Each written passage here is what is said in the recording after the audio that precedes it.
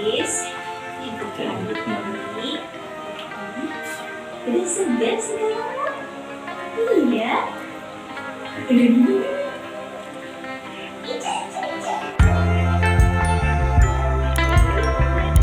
Wah, wajahnya.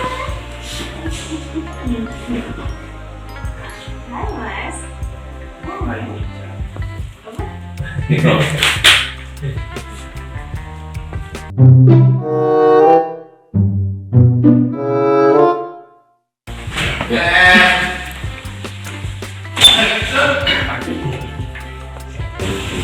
Iya Bunda.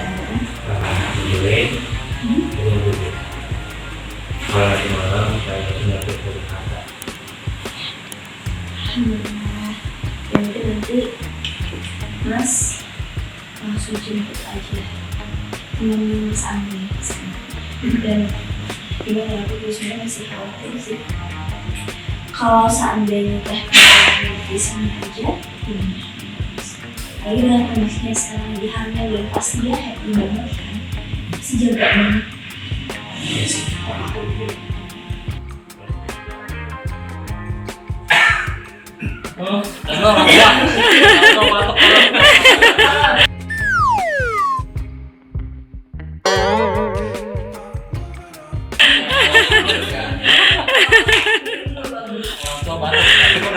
Guru batuk.